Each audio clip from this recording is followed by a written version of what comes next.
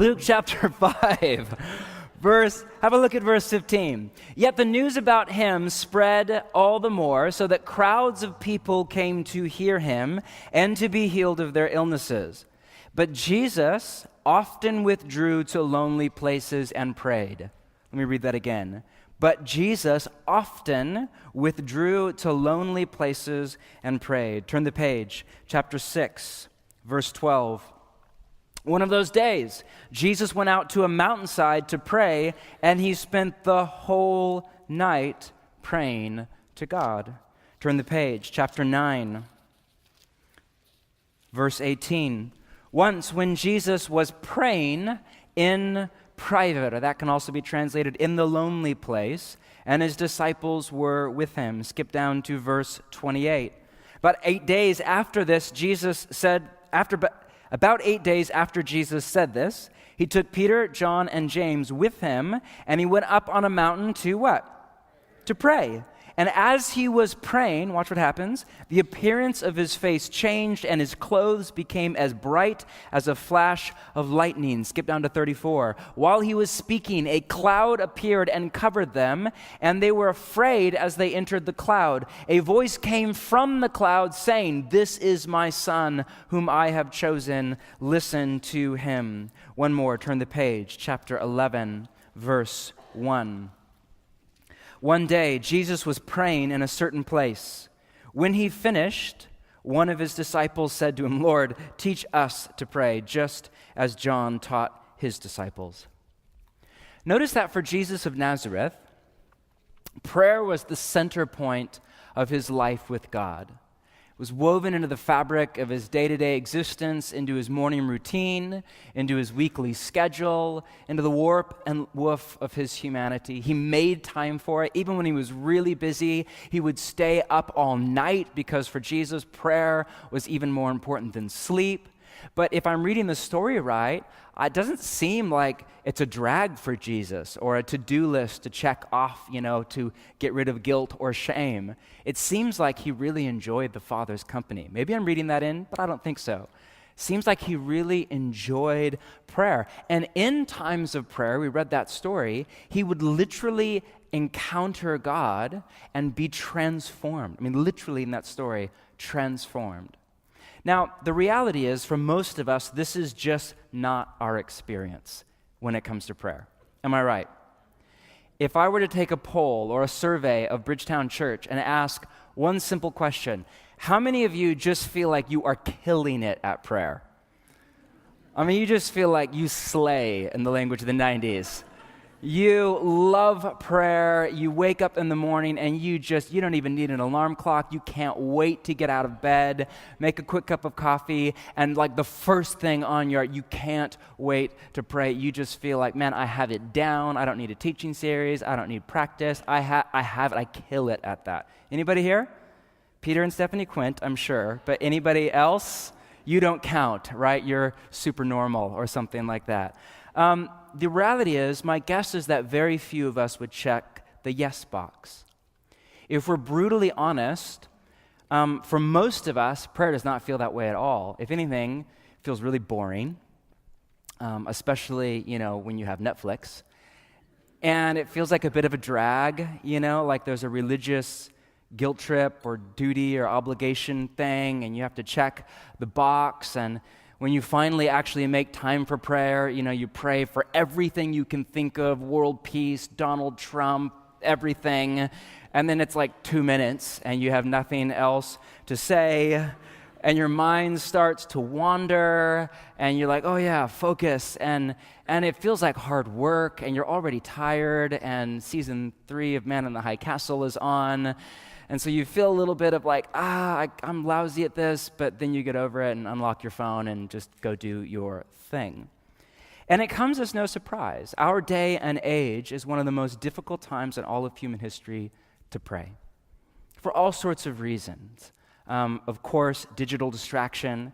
We literally have multinational corporations spending billions of dollars on marketing and R&D with one goal in mind: to distract you and addict you. Don't get me wrong. Your iPhone, you pay for it, but it doesn't work for you. It works for somebody else in Silicon Valley. all right? And literally, because that's where the money is. Economists are talking about the attention economy. That's where the future of money is. And what that means is all those, remember like before 2007 and the iPhone, remember that thing back in the early 2000s called boredom? You remember that? There were these little time slots where you were like stuck in line at Trader Joe's for 3 minutes and you had nothing to do. You remember that? Or you were on a plane and like it was before the iPad thing or whatever, and like you finished your book and then you were just over Missouri and bored. Anybody remember that? It was some of you are too young. It was a long time ago, like 10 years ago, Remember that? Like there used to be these little moments in the day that were potential portals to life with God. Just a minute here, 5 minutes there to wake up, to the reality of God and to the reality of yourself. Now, for the most part, all of those moments are gone. We reach for our cyborg, appendage, and we pull it out and we check the news, or we look at the weather forecast and we praise God right now. Or we send an email, or we catch up on Instagram, or we Google, or we this, that, or the other. So, digital economy, of course, wealth. We have more money than any other generation, pretty much ever. And why pray when you have a good job and health insurance? Money can do what prayer can do, but for the most part, it's easier and a lot faster. And plus, with more money comes more activity. You have a little bit extra after rent, and so, hey, let's go out, let's have a beer, let's go out to dinner, let's take a vacation, let's go over to the beach, let's do this, let's do that. We're busy, busy, busy, on the go, on the go, on the go, and it's not all bad, but most of us just don't have time to pray. And then more than anything, secularism is the air we breathe. Full-on agnosticism, if not atheism. Now we all have an inner cynic. So when you go to pray, is this just me, or do any of you think, man, am I just reading a shopping list to the sky? Is that what, like, I don't feel anything? And even when my prayer is answered, do you ever think, would that just have happened anyway? Was that God, or was it me, or was my boss actually nicer than I thought? Or is that just a coincidence, or is a God-a-wince, or whatever lame thing? Don't start a trend with that, by the way. I rebuke that spirit. My point is, here's all I'm saying. For most of us, not all, but most of us, prayer is a weak point in our apprenticeship to Jesus. Can we agree on that? And it's really hard to do in 2017, in the digital age, in a city like Portland. Can we agree on that? But, apparently not, but all right, 1 for 2. But we have to figure this out. Why? Because prayer is more important than just about anything. Think about it. What is prayer? When I say that word prayer, a lot of you, with all due respect, what comes to your mind's eye or imagination is 3 80-plus-year-old women in a church basement with a styrofoam cup and really bad Folgers coffee, like praying for, a missionary in Indonesia or something like that. Now, that is prayer, and that's great, but so much more than that. Put simply, prayer is talking with God. And no, not just talking to God, but talking with God. We'll get into that more in weeks to come. And on an even more basic level, prayer is life with God. Paul Miller, in that book I said, he writes this: prayer is simply the medium through which we experience and connect to God. I love that. Yes, prayer is a practice, but like all the practices, it's a means to an end, not an end in and of itself. The end is relationship to God. Just like I have a weekly date with my wife T over here. So this Thursday night, 7 p.m., we have reservations. Somebody gave us a gift certificate to Tusk, my new favorite restaurant in town. So we'll sit there Thursday night and have a conversation. And conversation, as you know, is an art form that takes practice. But the end goal of the conversation isn't to talk, it's to experience and to connect with my wife. In the same way, the practice of prayer, yes, it's an art form, yes, it takes a little time to figure out, but the end goal is life with God. So we have to figure this out. We have to learn how to pray in 2017 with a smartphone in your back pocket, in the city, all of that. And the best teacher I know of on prayer is Jesus of Nazareth. It was such a part of his life that it comes as no surprise, right here, if you still have your Bible open to chapter 11, verse 1, that Jesus' Talmudim in Hebrew, or his disciples or his apprentices, asked Jesus, okay, Lord, teach us how to pray. And I love this, by the way. So there are 4 Gospels, or first century biographies of Jesus in the New Testament, this is the one and only time in all four that we read a question like this: teach us how to ... So Jesus did a whole lot of amazing stuff: healing the sick, casting out demons, preaching the gospel. We never read one time the disciples asking Jesus, teach us how to heal the sick. Jesus, teach us how to cast out demons. Jesus, teach us how to preach. Jesus, the one and only time is right here. Jesus, teach us how to pray. I don't know why. All I have is speculation. My guess is it's that because they started to catch that Jesus' entire kingdom work, healing the sick, all of that, was rooted in his life with the Father, was rooted in his prayer. And so they start to ask, okay, Jesus, and this is the question I want to chase after for the next few months at Bridgetown. Jesus, teach us to pray. And look what Jesus has to say. Verse 2, he said to them, when you pray, say, or pray like this: Father, hallowed, in fact, read this out loud with me if you have the NIV open. Father, hallowed be your name, your kingdom come, give us each day our daily bread, forgive us our sins, for we also forgive everyone who sins against us, and lead us not into temptation. Now, I want to say a short word in each line, but really I want to focus on the first half of what has come to be called the Lord's Prayer. Because in the first half, we get Jesus' framework for what prayer is and how to do it or not to do it. Notice, before we start, that Jesus does not get to asking God for needs and wants until halfway through the prayer. In verse 3, give us each day our daily bread, forgive us our sins, and lead us not into temptation. Now, most of us start there. God, I need this, I need that, I need the other, and we have our list. And that's not bad, but it feels at times like reading a Christmas list to Santa up in the sky or something like that. For Jesus, before you ever get there, there's time and place for that, but first things first, there are 4 things that you need to know. And by know, I mean enter into the reality of. First is this. If you're taking notes, go ahead and write all 4 down. First is this, that God is your Father. Line 1 is, quote, Father. That was Jesus' favorite name for God. He used it all the time in prayer after prayer after prayer. Jesus thought of God as his Father, and get this, he wants you to do the same. He wants you and he wants me to think of God as our Father. Now, before we move on, I know that this is really hard for some of you. Some of you right now are thinking, well, you have a decent relationship. You have a good relationship with your dad, John Mark. Easy for you to say. Absolutely, you're right. I know that with the breakdown of the family over the last few decades, a lot of you have father wounds. So to think of God as your father is a tough sale if your dad raped you when you were 5. Or your dad left the family when you were 13. Bethany and I were chatting about this a few days ago. I mean, how do you pray to God as Father when that is your reality due to the trauma or emotional pain from your childhood or your family of origin? I just want to say that it might take you a while. You might have to go on a journey of emotional healing and spiritual healing to get to that place where you call God Father, but that is a journey that you want to take. It's worth every excruciating step.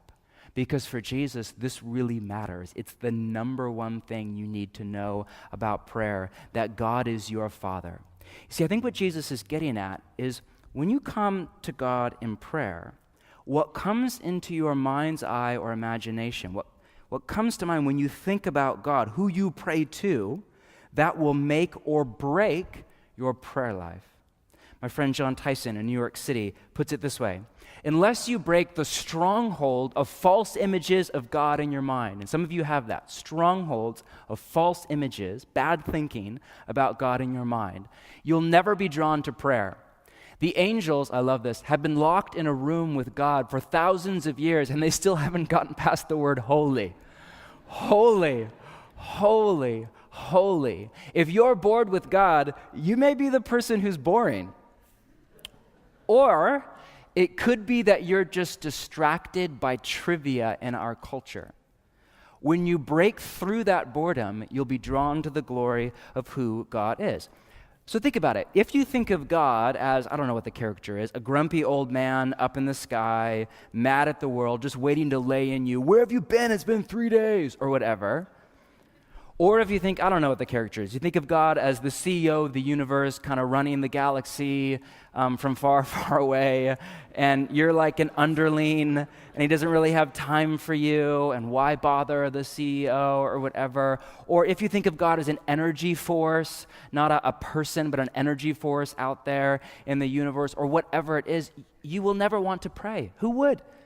You will never have a heart kind of desire from the inside out, oh, I want to be with that, or him, I want to be with God. But if you think of God as your father, that's a whole other story.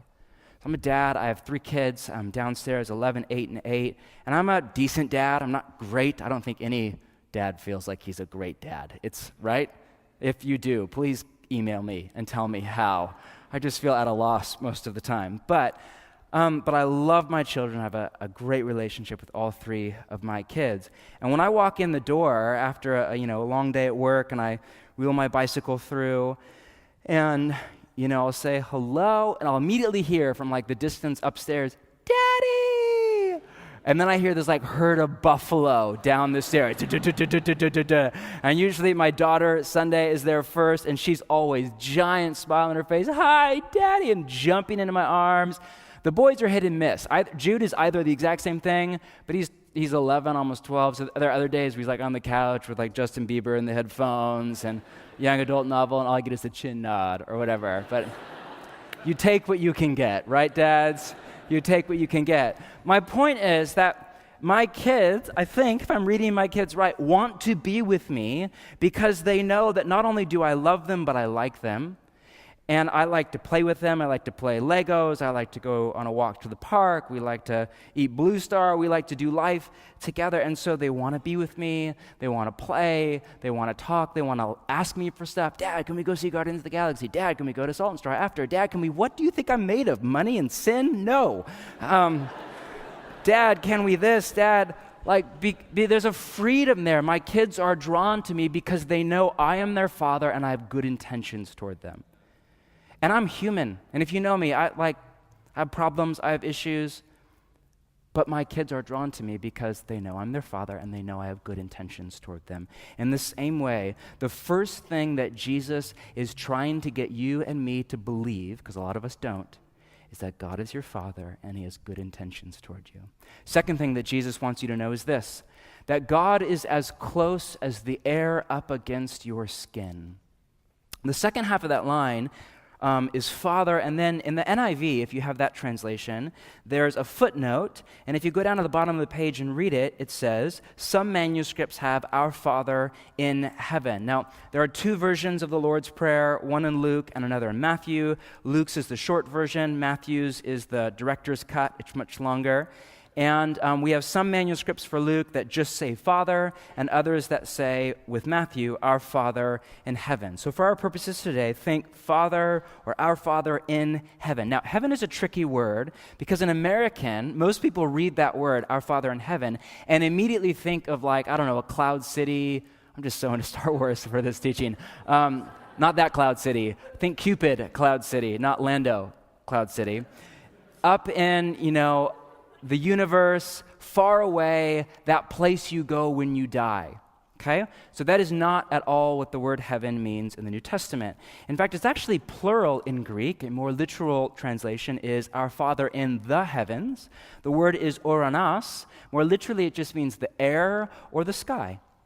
That story that we read in another gospel has it this way. God spoke to him from the oranos, from the heavens, from the sky, a voice right all around Jesus in that time and in that place. So hear it this way, Our Father in the air. Think about it. The air is all around you.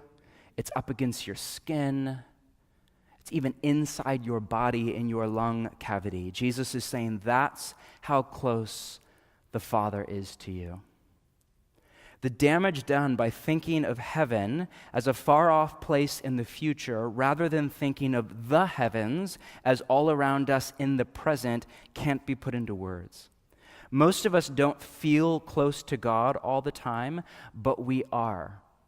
Why is it that so many people feel closer to God when they are out in nature, on a hike with no cell phone reception and no city noise, or feel closer to God early in the morning, like when the day is quiet and you have a cup of coffee and your children are still in bed or whatever. Why is God closer to you? Is he like a morning person and by 3 p.m. he's just out? It's like, I don't do email and traffic, I'm out, Or I'm not into the city, I'm only, is that? I don't think so. I don't think God is the issue. I think I am the issue. I think that this feeling that most people have of separation from God is a legitimate, valid feeling, but I think it is an illusion for the most part, a mental and emotional illusion created by distraction and by disordered loves.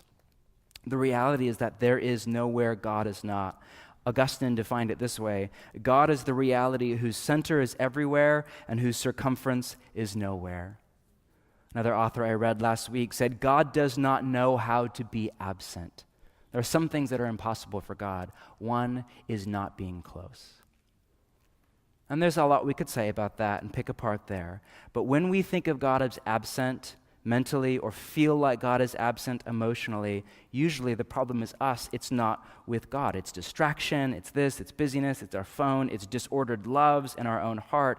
Jesus is saying, okay, first, most important thing, think of God as your Father. Second thing you need to know, God is as close as the air up against your skin. He's all around you. Not some place out there in the future, some place right here in the here and now.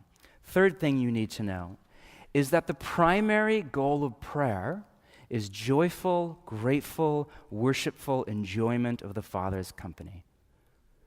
The next line is, hallowed be your name. Now, that's another tricky line because we don't really throw language like that around. Am I right? Gerald, did you say to Jenny the other day, hallowed be your outfit, honey? That is just fantastic. I'm guessing no. Feel free to try that one on for size, guys, if you want to stay single. Or marry a really Christian girl. Either way. Basically, that word hallowed, what does that even mean? Hallowed basically means to set apart as holy. Now, again, that word holy is also a bit tricky. We think of it as a moral word, and it is, but in both Hebrew and the Old Testament and Greek and the New, it's not only moral, it also has an aesthetic sense to it. It's about the good and the beautiful and the true. To be holy literally means to be unique and special without any parallel in the universe. God is holy, he's good, he's beautiful, he's true, he's unique, he's special. There's no other being like God, no parallel in all of the universe. And there's so much we could say about that. One of the things I've been thinking about a lot lately is that God is full of love and joy and peace. So Paul in Galatians 6, Galatians 5, one of the most important, I think, passages in the New Testament, writes that the fruit of the Spirit is what? What are the first three on that list? Love, joy, and peace. And there's a whole bunch of other beautiful things there. The fruit of the Spirit, meaning the byproduct of the Spirit of God in you, when you tap into that, in his language, live by the Spirit, is love and joy and peace. Peace. Why is it that when you actually set aside time from your overbusy life to take a few deep breaths and pray, that often you start to sense love from God for you, for other people, for your friends, for your enemies? Sense love from you to God, to other people, to your friends, to your enemies? Does that ever happen to you? You start to sense a love in you. Why is it that we start to sense joy? Even through the melancholy and the stress and the anxiety and do you ever start to come awake? Why is it that we start to sense peace?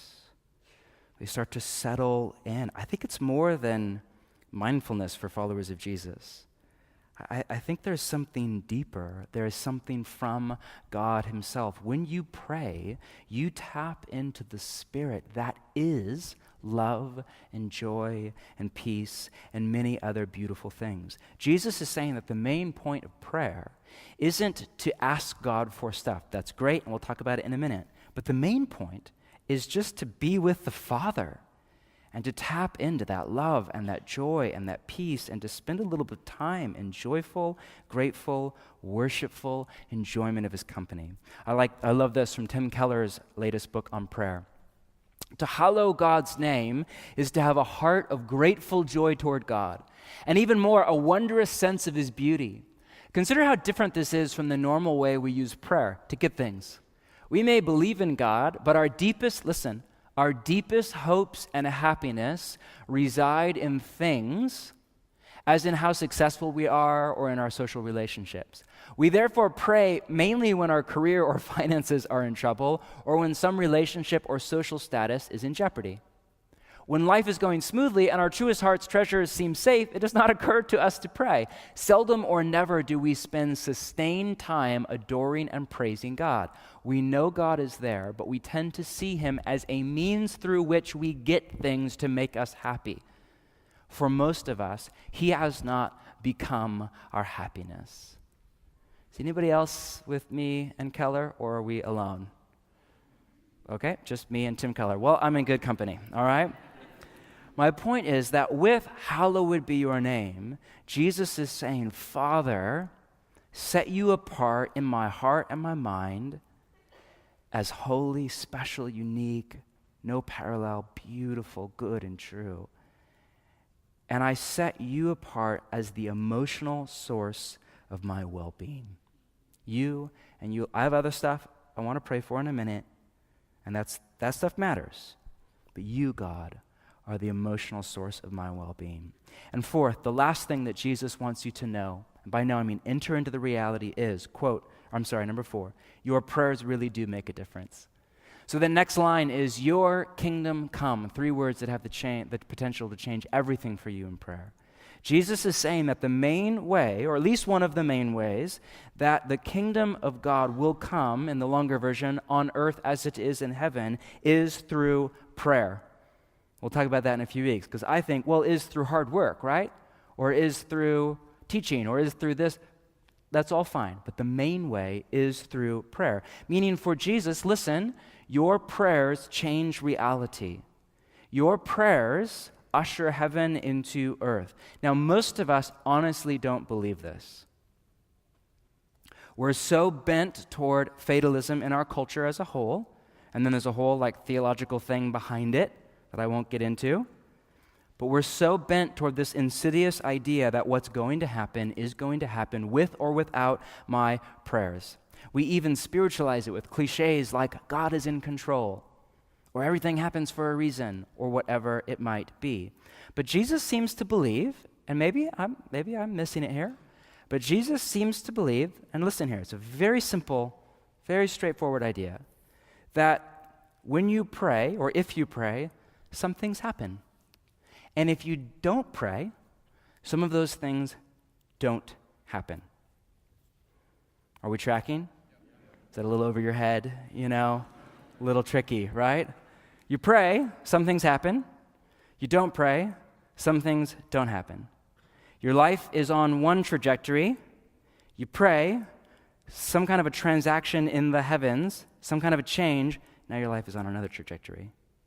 Or your life is on one trajectory, you don't pray, you watch Netflix or whatever instead, and guess what? Nothing changes. Most of us don't actually believe this. And it makes prayer pretty much dead weight. The philosopher Dallas Willard, as you know, a hero of mine, he writes this: God's response to our, I feel like you all want to laugh the second I quote Dallas Willard. God's response to our prayers is not a charade. He does not pretend that he is answering our prayer when he's only doing what he was going to do anyway. Our requests really do make a difference in what God does or does not do. The idea that everything would happen exactly as it does, regardless of whether we pray or not, is a specter that haunts the minds of many who sincerely profess belief in God. It makes prayer psychologically impossible, replacing it with dead ritual at best. And of course, God does not respond to this. You wouldn't either. So when you pray, come with a holy tremor in your mind and body, because you are about to change reality, or at least you have the potential to. You are about to partner with the Spirit of God to bend reality in the direction of God's will done on earth as it is in heaven. So, to recap, 4 things Jesus wants you to know, wants you to enter into the reality of before you ever ask for a thing. 1, God is your dad and he has good intentions toward you. 2, he is close by and not far away, and you have joy and love and peace just waiting for you to tap into. 3, the main point is just to have fun in the Father's company. Enjoy God. And 4, your prayers really do make a difference. Those 4 ideas have the potential to unlock a whole new dimension of prayer for you and for me. Now, by the way, before we move on, think about how very different this is from how a lot of people think about prayer. God is a grumpy old man in the sky. I don't really want to be with him. It sounds boring and Netflix sounds more fun. God is really far away and I don't feel his presence. The main point of prayer is like to get what I want, and my prayers don't really make a difference anyway. Now, we laugh at that. Well, we don't, but whatever. We mock that. A lot of us actually believe, if not all of that, then bits and pieces of that. And if that's your framework for prayer, you'll never get off the ground. Compare and contrast that with God, Father in heaven, your kingdom come. When you have that framework, then and only then are you ready for the second half of the prayer. Let's read it one more time. Give us each day our daily bread.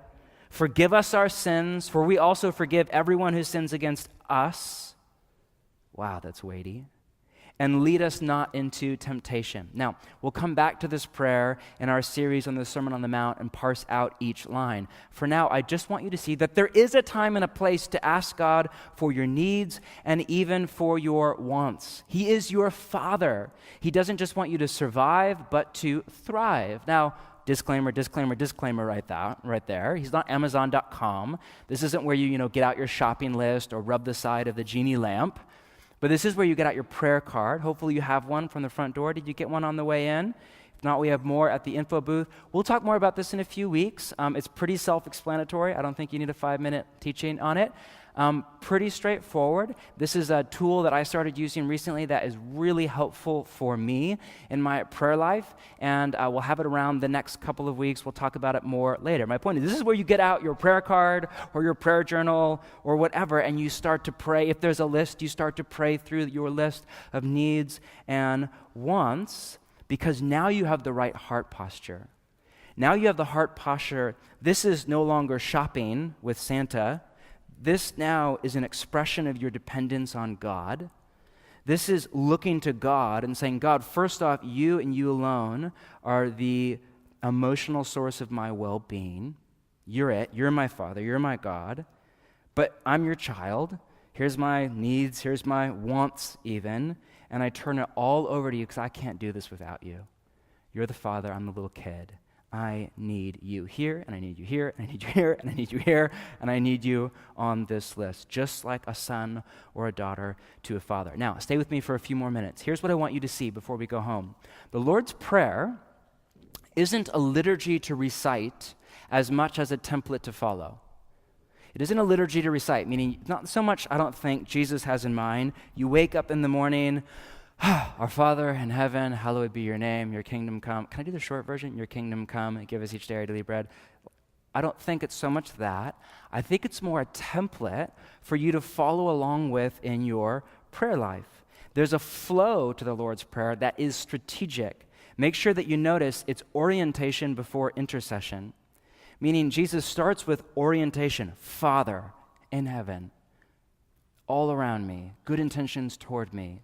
Hallowed be your name, you, the source of all. Your kingdom come. Oh yeah, my prayers really make a difference. Then intercession. The first thing Jesus prays for is the kingdom of God to come, God's rule and God's reign to grow and expand. The next thing Jesus prays in the longer version is your will be done. God, I turn over my will to you. Your will be done in this area of my life. Your will doesn't mean I don't have desire, but your will be done here, your will be done here. I give it all over to you. And then and only then does Jesus start to pray for daily bread, for wants, for needs, for forgiveness, for lead me not into temptation, which is a way of saying, God, keep me away from bad stuff, whether it's demonic, whether it's human, whether it's natural. Keep me away from bad stuff. Keep me in safety and in security. And here's the thing. Most of us pray in the opposite direction. Most of us start with intercession. We start with, okay, God, I want a nice middle-class American life. don't mess with my job or my income or my comfort. And God, don't let bad stuff happen to me. And God, forgive me. I'm really sorry. And God, I kind of have this list. Here it is, needs, wants. And if you have a few extra minutes, oh yeah, and like your will be done and your kingdom come and like bless Bridgetown and all that stuff. And if you want like extra credit, there's like a minute or two of just like, oh yeah, with the Father and his company. When you pray in the opposite direction, you're not praying the Lord's Prayer, you're praying the American middle class prayer, right? So everything's on there, but order really matters. The flow of it really matters. Now that said, we are starting a new practice this week. As always, all of the material is at practicingtheway.org/prayer. You can do it alone, but it's all designed to be done in a home community. If you're not in a Bridgetown community, which is where we do church around a table, not around a stage, please join one as soon as possible. Sign up for basics, chat to Gerald or our staff, email us, let us help you get into one as soon as possible. In the meantime, grab a friend or two or three, pick a night of the week to have dinner, and then work through the practice. Basically, our practice for the next 2 months is really straightforward. Each week, we'll teach on one type of prayer on Sunday. So this week's on the Lord's Prayer. Next week, we have a Jesuit priest actually coming, my spiritual director, to teach on contemplation. Amazing. Week after that, intercession. We'll do lament. We'll do listening prayer, imaginative prayer, all this stuff. And then that coming week, we'll just practice it, play around with it, experiment with that type of prayer. So this week, it's really easy. The goal is just to set aside a time and a place to pray, if you don't already have that in your daily routine, even if it's just for 5 minutes, and to pray the Lord's Prayer. And just remember that, yes, prayer is a discipline, but it's a means to an end, and the end is relationship with God. Don't forget the heart behind it, okay? All relationships take discipline. I have a daily touch point with my wife every night at 8:30 when we put the kids to bed, and a weekly date, and an annual getaway for our anniversary. And those are disciplines, not out of guilt or obligation, but because I really value my relationship with my wife. What's that cheesy saying? Love is spelled T-I-M-E. So, yeah, come on. So dumb, so cheesy. Usually we think about that like a dad with his 4-year-old. That's true of all relationships. Love is spelled time. If you love God and want to live in your relationship with God, it takes time. How often? How much do you want to be in relationship with the Father? So there's a discipline to it, absolutely, but it's about relationship. But if you don't get your relationship with God at some point into your daily and weekly and monthly schedule, it just won't happen. All of the P's and the Myers-Briggs just hate me right now. Email Gerald about it, all right? Not me. You know this is true. For most of us, the best time is the morning, but maybe not for you. Maybe it's an afternoon walk on your lunch break or before you go to bed at night. I love Paul Miller's 6 rules of thumb for morning prayer. 1, get to bed. 2, get up. 3, get awake. That's my favorite one. 4, get to a quiet place. 5, get going. And 6, don't stop. And the goal for this year, this week, as I said, is just to pray the Lord's Prayer every single day. You can do it in 2 minutes, or you can do it over 2 hours. Totally up to you. Nobody's there looking anyway, just you and the Father. And what I'm praying for in closing, for you, for me, for my home community, for yours, for our church as a whole, is that we move over the next 2 months from practice to pleasure. There's a place for practice, right? For the discipline side of prayer. There's a place for that. I believe that. My hope is that we move past that to a change of heart to pleasure. You know, in every church, there are just a few people who really love to pray. Peter and Stephanie, who are down here, love it. These guys literally have a prayer. Do you still have the prayer room in your house? Literally have a whole room in their house just set aside. There's like a sound system in there, a prayer mat, just for prayer. They just, like, when most people say to you, oh, I prayed for you. Like, if I say that for you, that means I thought about you once.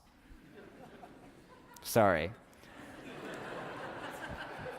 But when Peter says that to me, oh, I prayed for you, I'm guessing what he means is, oh, I was up from like 2 a.m. to 6 a.m. interceding before the throne room of God for you, or whatever, like, and fasting, and like naked on the roof or something. I don't know, maybe not that part, you know? But he means it. Here, but listen, I've come to realize something. I've come to realize that people who really love prayer aren't necessarily more disciplined than I am or than you are, aren't necessarily even more mature than I am or than you are, though often they are. But they have come to experience prayer in a very different way from most of us. They've come to actually really enjoy the Father's company. What a novel concept. I'm on my own journey through this. We're all at a very different spot. For years, this has been a weak point in my apprenticeship to Jesus. I would think about prayer and instantly just feel guilty. And I have this ought to part of my heart. Oh, I ought to pray more, I ought to pray more, I ought to. Prayer was an ought to for me. Over the last few years, some of you know I've been on a journey in my own apprenticeship and really leaning more and more into prayer. And guess what? I'm coming to really enjoy it more than ever before. My goal I'm a New Year's resolution person. Anybody else? I only made a list of D resolutions this year. So my whole goal for 2017 was to slow my life down, cut out as much as I possibly can, organize my life around the practices or the spiritual disciplines, and just pray, as much as I can as a dad with a job and a city and an iPhone and all of that. And it's hit or miss. It's 3 steps forward, 2 steps back. There are weeks when I feel like a monk with a family and other weeks where I feel like a stressed out dad with an iPhone. But I'm starting to watch my own heart change toward prayer, which really means toward the Father. So wherever you're at on that journey, way ahead of me, right in the middle, just getting started, you're welcome here. This is a family. We're so happy you're with us. But our prayer is that you move, that we move from practice to pleasure. Let's stand together.